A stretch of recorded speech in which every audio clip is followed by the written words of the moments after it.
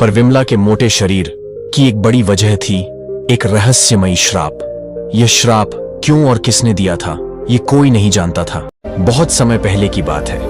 एक विशाल और समृद्ध राज्य था जिसका नाम अमर्त्यलोक था। इस राज्य में सब कुछ था, शानदार महल, खुशहाल प्रजा और एक न्यायप्रिय राजा महाराज वीरेश्वरण। लेकिन इस कहानी की असली नायिका थी उनकी पुत्री राजकुमारी विमला। राजकुमारी विमला बाकी राजकुमारियों से अलग थी।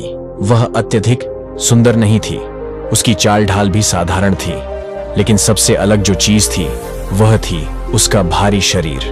विमला जन्म से ही बहुत मोटी थी। उसे देखकर कई लोग चकित रह जाते थे कि आखिर राज परिवार में इतनी भारी भरकम लड़की कैसे जन्मी। लेकिन महाराज वीरेश्वरण और रानी पद्मलेखा अपनी बेटी को बहुत प्यार करते थे। पर विमला के मोटे शरीर की एक बड़ी वजह थी, एक रहस्यमयी श्राप। यह श्राप क्यों और किसने दिया था, ये कोई नहीं जानता था। लेकिन विमला का जीवन आसान नहीं था। कई लोग उसका मजाक उड़ाते थे और कुछ तो उसे अभिशप्त तक कहते थे। पर एक बात किसी को नहीं पता थी, राजकुमारी विमला में एक अद्भुत जादुई शक्ति थी जो उसे बाकी सबसे अलग बनाती थी। राजकुमारी विमला को महल में रहना बहुत पसंद नहीं था। महल में लोग उसे ताने मारते थे कि वह इतनी मोटी क्यों है, और वह यह सब सुन सुनकर थक चुकी थी। इसलिए वह अक्सर महल के पिछवाड़े बने बाग में चली जाती थी, जहां वह घंटों अकेली बैठकर सोचती रहती थी। विमला के अंदर बचपन से ही एक खास ताकत थी। वह किसी भी चीज को छूकर उसमें जान डाल सकती थी। अगर कोई टूटी हुई वस्तु होती तो वह उसे छूकर ठीक कर सकती थी। अगर कोई सूखा पौधा होता तो उसकी छुअन से वह फिर से हरा भरा हो जाता। लेकिन यह ताकत किसी को दिखाई नहीं देती थी। एक दिन जब विमला बाग में बैठी थी, तभी एक रहस्यमयी वृद्धा वहां प्रकट हुई। वह अजीब तरीके से कपड़े पहने थी और उसकी आंखों में गहरा रहस्य झलक रहा था। राजकुमारी विमला, वृद्धा ने धीमे स्वर में कहा, क्या तुम जानती हो कि तुम्हारी मोटापे का कारण क्या है? विमला चौंक गई। यह सवाल उसने खुद से कई बार पूछा था, लेकिन उसे कभी जवाब नहीं मिला। तुम कौन हो और मुझे कैसे जानती हो? विमला ने हिम्मत जुटाकर पूछा। वृद्धा मुस्कुराई। मैं तुम्हें सब कुछ बताऊंगी, लेकिन पहले तुम्हें मेरे साथ एक जगह चलना होगा। वहां तुम्हें अपने असली स्वरूप और अपनी शक्तियों का राज पता चलेगा। विमला को समझ नहीं आ रहा था कि वह इस अजनबी पर भरोसा करे या नहीं, लेकिन उसके मन में एक अजीब सा विश्वास जाग उठा। ठीक है, लेकिन हम कहां जा रहे हैं? एक ऐसी जगह जहां तुम्हारे जन्म का रहस्य छुपा हुआ है। वृद्धा ने विमला को महल के पास एक पुराने जंगल की ओर चलने का इशारा किया। यह जंगल बहुत घना और रहस्यमयी था। राजा ने हमेशा उसे चेतावनी दी थी कि वह इस जंगल के अंदर न जाए, क्योंकि यह खतरनाक था। पर आज न जाने क्यों विमला के कदम खुद ब खुद उस ओर बढ़ रहे थे। कुछ देर चलने के बाद वे दोनों एक प्राचीन गुफा के सामने पहुंचे। यह गुफा दिखने में बहुत पुरानी लग रही थी, लेकिन उसके द्वार पर अजीब से चमकते निशान बने थे। यह क्या जगह है? विमला ने पूछा। वृद्धा ने गंभीर स्वर में कहा, यह वही जगह है जहां तुम्हारे जीवन का सबसे बड़ा रहस्य छुपा है। यह वही स्थान है जहां तुमने पहली बार जन्म लिया था। इस धरती पर नहीं, बल्कि परीलोक में। विमला चौंक गई। परीलोक? लेकिन मैं तो एक इंसान हूं। नहीं, तुम सिर्फ एक साधारण इंसान नहीं हो। तुम परीलोक की महारानी बनने वाली थी, लेकिन तुम्हें एक भयानक श्राप के कारण धरती पर भेज दिया गया। विमला के दिल की धड़कन तेज हो गई। कैसा श्राप? वृद्धा ने गहरी सांस ली और कहा, यह जानने के लिए तुम्हें इस गुफा के अंदर जाना होगा। वहां एक जादुई दर्पण है जो तुम्हें तुम्हारे असली अतीत की झलक दिखाएगा। विमला ने हिम्मत जुटाई और गुफा के अंदर प्रवेश किया। अंदर बहुत अंधेरा था, लेकिन जैसे ही वृद्धा ने अपना हाथ उठाया, पूरे गुफा में रोशनी फैल गई। बीच में एक भव्य दर्पण रखा था। यह साधारण दर्पण नहीं था, बल्कि उसमें नीले और सुनहरे रंग की रहस्यमयी रोशनी चमक रही थी। इसमें झांक कर देखो राजकुमारी विमला, यह तुम्हें तुम्हारे असली जीवन की कहानी दिखाएगा। विमला घबराई हुई थी, लेकिन उसने हिम्मत करके दर्पण में झांका। जैसे ही उसने दर्पण में देखा, एक अद्भुत दृश्य उसके सामने उभर आया। वह खुद को एक अलग ही दुनिया में देख रही थी। यह जगह बहुत सुंदर थी। चारों तरफ रंग बिरंगे बादल, चमकते हुए पेड़ और उड़ती हुई परियां। परीलोक। वह वहां परिराज की राजकुमारी थी, राजकुमारी विमलिका। दर्पण ने दिखाया कि विमलिका परीलोक की सबसे शक्तिशाली परी थी। उसके पास ऐसी शक्तियां थीं जो पूरे परीलोक में किसी के पास नहीं थी। लेकिन एक दिन उसने परीलोक की एक खतरनाक परछाई परी को पराजित कर दिया, जो कि एक श्राप देने में माहिर थी। परछाई परी ने क्रोधित होकर विमलिका को श्राप दे दिया, तुम अपनी सारी जादुई शक्तियां खो दोगी और तुम्हारा सुंदर रूप एक साधारण और मोटे इंसान में बदल जाएगा। तुम तब तक धरती पर भटकती रहोगी जब तक कि तुम्हें अपनी असली पहचान न मिल जाए। जैसे ही विमला ने यह दृश्य देखा, उसकी आंखों में आंसू आ गए। तो यह कारण था कि वह इतनी मोटी थी। लेकिन क्या अब वह अपने श्राप को खत्म कर पाएगी? क्या वह परीलोक की महारानी बन पाएगी? अब कहानी और रोमांचक मोड़ लेने वाली है। क्या विमला अपनी असली शक्तियां वापस पा सकेगी? उसे कौन कौन से रहस्य और खतरों का सामना करना पड़ेगा? विमला की आंखों में आंसू थे। उसे विश्वास नहीं हो रहा था कि वह एक परी थी, इतनी शक्तिशाली, इतनी सुंदर। पर अब तो वह एक साधारण राजकुमारी थी जो अपने भारी शरीर के कारण लोगों की हंसी का पात्र बनी हुई थी। अब मैं क्या करूं? विमला ने वृद्धा से पूछा। वृद्धा ने गहरी सांस ली। अब तुम्हें अपने श्राप को तोड़ने का रास्ता खोजना होगा, लेकिन यह आसान नहीं होगा। कैसे?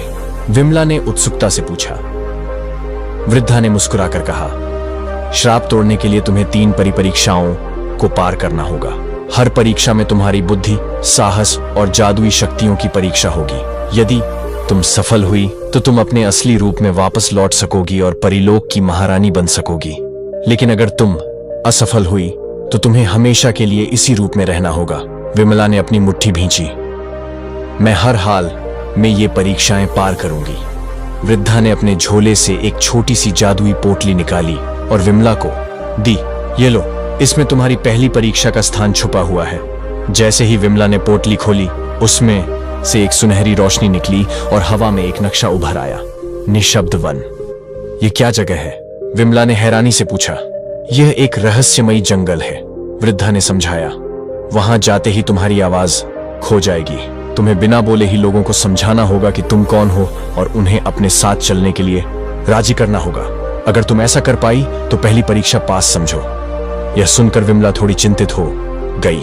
उसे बचपन से ही बोलने का बहुत शौक था, लेकिन अब बिना बोले किसी को कैसे समझाया जाए? पर उसे खुद पर विश्वास था। ठीक है, मैं इस परीक्षा के लिए तैयार हूं। विमला जैसे ही जंगल में पहुंची, उसे एक अजीब सा एहसास हुआ। वहां पेड़ विशाल और काले थे। हवा में अजीब सी गूंज थी, जैसे कोई धीरे धीरे कुछ फुसफुसा रहा हो। जैसे ही उसने पहला कदम अंदर रखा, उसे महसूस हुआ कि उसकी आवाज चली गई है। कोई आवाज नहीं। वह घबराई, लेकिन फिर खुद को संभाला। अचानक उसके सामने 3 लोग आए, एक बुजुर्ग महिला, एक युवा लड़का और एक बूढ़ा आदमी। वे सभी उसे अजीब नजरों से देख रहे थे। तुम कौन हो? बूढ़े आदमी ने पूछा। विमला जवाब देना चाहती थी, पर उसकी आवाज नहीं निकली। अब उसे अपने दिमाग से काम लेना था। वह झुकी और जमीन पर अपनी उंगलियों से राजकुमारी विमला लिख दिया। बूढ़ा आदमी चौंक गया। राजकुमारी? लेकिन हम तुम्हें कैसे मान लें? विमला ने अपनी जादुई शक्ति का इस्तेमाल किया। पास में एक सूखा पेड़ था। उसने हाथ बढ़ाया और पेड़ फिर से हरा भरा हो गया। बुजुर्ग महिला चौंक गई। ये तो जादू है। युवा लड़के ने सिर हिलाया। अगर तुम सच में राजकुमारी हो तो हमें इस जंगल से बाहर निकालो। हम कई वर्षों से यहां फंसे हुए हैं। अब विमला को समझ आ गया, उसे इन लोगों को जंगल से निकालकर ही परीक्षा पास करनी थी। निशब्द वन से बाहर निकलने का कोई रास्ता नहीं दिख रहा था। चारों ओर सिर्फ अंधेरा और पेड़ थे। लेकिन विमला ने हिम्मत नहीं हारी। वह ध्यान से देखने लगी। तभी उसने एक खास चीज देखी। कुछ पेड़ों की छाल पर अजीब निशान बने हुए थे। वह समझ गई, यह रास्ता उन्हीं निशानों के अनुसार बनाया गया था। वह लोगों को इशारों से बुलाने लगी और उन निशानों को देखकर आगे बढ़ने लगी। करीब 2 घंटे बाद वे सभी जंगल के किनारे तक पहुंच गए। जैसे ही वे बाहर निकले, विमला की आवाज वापस आ गई। हाँ, मैंने कर दिखाया। बुजुर्ग महिला भावुक हो गई। तुम सच में कोई खास हो बेटी। तभी आकाश में एक चमकदार रोशनी फैली और वृद्धा फिर से प्रकट हुई। बधाई हो विमला, उसने कहा।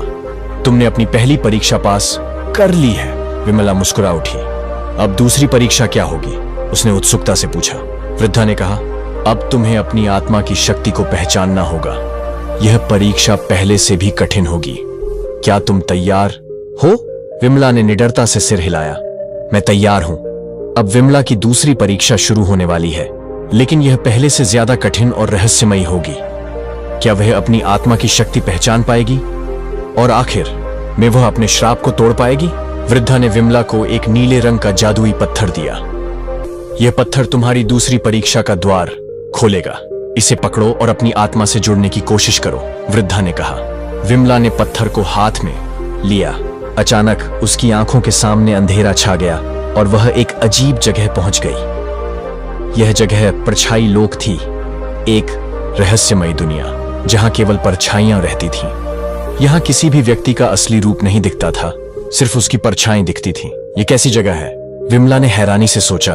तभी उसे एक धीमी आवाज सुनाई दी, तुम्हें खुद को पहचानना होगा, वरना तुम यहां हमेशा के लिए खो जाओगी। जैसे ही विमला ने आगे कदम बढ़ाया, चारों ओर काली परछाइयां हिलने लगी।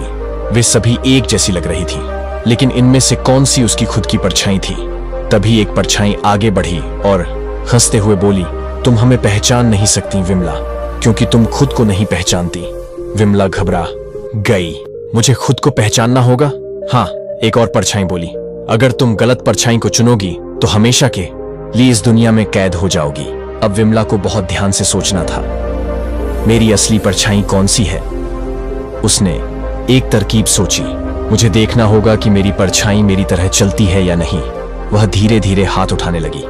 उसने देखा कि सभी परछाइयां उसकी नकल कर रही थी, लेकिन तभी उसे एक खास परछाई दिखी जो उसके हाथ उठाने से पहले ही वैसा कर रही थी। यही मेरी असली परछाई है, विमला चिल्लाई और उस परछाई की ओर बढ़ी। जैसे ही उसने परछाई को छुआ, एक तेज रोशनी फैली और विमला फिर से अपने असली स्थान पर लौट आई। दूसरी परीक्षा पास, वृद्धा फिर से प्रकट हुई और मुस्कुराई। तुमने अपनी आत्मा की शक्ति को पहचान लिया है। तुम जान गई कि असली पहचान वही होती है जो समय से पहले ही अपने होने का एहसास करा दे। विमला को अब और ज्यादा आत्मविश्वास महसूस हो रहा था। अब मुझे तीसरी परीक्षा के लिए तैयार होना होगा, वृद्धा ने गंभीर स्वर में कहा। तीसरी परीक्षा सबसे कठिन होगी विमला। इसमें तुम्हें न केवल अपने श्राप का कारण जानना होगा, बल्कि उसे तोड़ने का सही तरीका भी खोजना होगा। विमला ने गहरी सांस ली। मैं तैयार हूं। अब विमला की अंतिम परीक्षा शुरू होने वाली है। इसमें उसका सबसे बड़ा राज सामने आएगा। आखिर उसे श्राप क्यों दिया गया था और क्या वह उसे तोड़ पाएगी? तीसरी परीक्षा, श्राप का रहस्य। वृद्धा ने विमला को एक काले रंग का जादुई सिक्का दिया। इस सिक्के को ध्यान से देखो, इसमें तुम्हारे श्राप का रहस्य छिपा है। विमला ने सिक्के को देखा और अचानक उसके सामने एक और दृश्य उभर आया। वह परिलोक के सुनहरे महल में खड़ी थी। चारों ओर हजारों सुंदर परियां थीं और सबके चेहरे पर खुशी थी। लेकिन तभी एक अंधेरी छाया महल में आई। परछाई परी, वह गुस्से से कांप रही थी। राजकुमारी विमला, तुमने मेरी शक्ति को ठुकराया था, इसलिए मैं तुम्हें श्राप देती हूं कि तुम धरती पर एक मोटे इंसान के रूप में जन्म लोगी, ताकि तुम्हें अपनी सच्ची शक्ति का महत्व समझ आए। विमला चौंक गई। मैंने इसकी शक्ति क्यों ठुकराई थी? तभी दृश्य बदल गया। अब उसने खुद को देखा, परियों की सभा में खड़ी हुई। परछाई परी, हम अंधेरे की शक्ति को अपने लोक में स्वीकार नहीं कर सकते। हमें केवल प्रकाश की शक्ति चाहिए। परछाई परी की आंखों में गुस्सा भर गया। अगर तुमने मेरी शक्ति को अपनाया होता तो तुम परिलोक की सबसे ताकतवर महारानी बन सकती थी। लेकिन विमला ने इनकार कर दिया था और उसी कारण से उसे श्राप दे दिया गया था। अब उसे समझ आ गया था, यह श्राप इसलिए दिया गया था ताकि वह समझ सके कि असली शक्ति अंधेरे और रोशनी के संतुलन में है, न कि केवल रोशनी में। विमला को अब अपना रास्ता साफ दिखाई दे रहा था। उसे परछाई परी को फिर से खोजना था और यह साबित करना था कि वह उसकी शक्ति को स्वीकार कर सकती है, लेकिन उसे अपने अनुसार इस्तेमाल करेगी, न कि परछाई परी के कहे अनुसार। लेकिन परछाई परी कहां थी? वृद्धा ने गंभीर स्वर में कहा, परछाई परी को बुलाने के लिए तुम्हें परिलोक वापस जाना होगा। लेकिन मैं परिलोक कैसे जाऊं? विमला ने पूछा। वृद्धा ने मुस्कुराते हुए कहा, अब समय आ गया है विमला, तुम पहले ही 2 परीक्षाएं पास कर चुकी हो। अब तुम अपने भीतर छुपी शक्ति को महसूस करो और देखो कि तुम क्या कर सकती हो। विमला ने गहरी सांस ली। उसने अपनी आंखें बंद की और धीरे धीरे उसे अपने शरीर के चारों ओर एक हल्की रोशनी महसूस हुई। फिर अचानक वह गायब हो गई और जब उसने आंखें खोलीं तो वह परीलोक में थी। जैसे ही विमला परीलोक के महल में पहुंची, परियां उसे देखकर हैरान रह गईं। राजकुमारी विमला वापस आ गई, लेकिन तभी अंधेरा फैलने लगा। परछाई परी प्रकट हुई। तो तुम वापस आ ही गई, उसने हंसते हुए कहा। अब बताओ, क्या तुमने मेरी शक्ति को स्वीकार कर लिया है? विमला ने आत्मविश्वास से कहा। हाँ, लेकिन अपनी शर्तों पर। परछाई परी चौंक गई। तुम्हें हमेशा से सिर्फ प्रकाश की शक्ति चाहिए थी, अब अचानक तुम अंधेरे की शक्ति को भी अपनाने के लिए तैयार हो। विमला ने सिर हिलाया। मैंने सीखा है कि सच्ची शक्ति संतुलन में होती है। न सिर्फ प्रकाश और न सिर्फ अंधेरा, दोनों का मेल ही असली ताकत है। परछाई परी कुछ देर तक चुप रही, फिर वह मुस्कुराई। अब तुम समझ गई। और अचानक उसकी परछाई बिखर गई और विमला के शरीर से एक हल्की रोशनी निकलने लगी। श्राप टूट चुका था। विमला फिर से अपनी असली सुंदर परी के रूप में लौट आई थी। परियां खुशी से झूम उठी। हमारी महारानी वापस आ गई। विमला मुस्कुराई। अब उसे समझ आ गया था कि असली शक्ति मोटे या पतले शरीर में नहीं होती, बल्कि आत्मविश्वास और संतुलन में होती है। उसे अब फर्क नहीं पड़ता था कि लोग उसे पहले कैसे देखते थे, क्योंकि अब वह जान चुकी थी कि वह कौन थी और उसकी असली पहचान क्या थी। परछाई परी ने अंतिम बार कहा, तुम अब असली महारानी बनने के लायक हो। अब तुम्हें परीलोक की रक्षा करनी होगी। रोशनी और अंधेरे के संतुलन को बनाए रखना होगा। विमला ने गर्व से सिर हिलाया और तभी आसमान में रंग बिरंगे जादुई सितारे चमकने लगे। परीलोक को उसकी सच्ची महारानी मिल चुकी थी। असली शक्ति सिर्फ बाहरी रूप में नहीं होती, बल्कि आत्मविश्वास और सोच में होती है। जीवन में संतुलन होना बहुत जरूरी है। न बहुत ज्यादा रोशनी, न बहुत ज्यादा अंधेरा। आत्मस्वीकृति सबसे बड़ा जादू है। जब आप खुद को पहचान लेते हैं तो कोई भी बाधा आपको नहीं रोक सकती। विमला अब परीलोक की सबसे शक्तिशाली महारानी बन चुकी थी और उसने अपने श्राप को अपनी ताकत बना लिया था। जब विमला ने परीलोक का राज सिंहासन संभाला तो सब कुछ पहले से ज्यादा चमकदार और सुंदर लग रहा था। परियां खुशी खुशी जश्न मना रही थीं। लेकिन कुछ ही दिनों बाद परीलोक में एक नई समस्या खड़ी हो गई। परियां धीरे धीरे अपनी जादुई शक्तियां खोने लगीं। पहले तो किसी ने इस पर ध्यान नहीं दिया, लेकिन फिर एक दिन मुख्य रक्षिका परी ने विमला के सामने आकर कहा, महारानी, हमें बड़ी समस्या का सामना करना पड़ रहा है। हमारी शक्ति कमजोर होती जा रही है।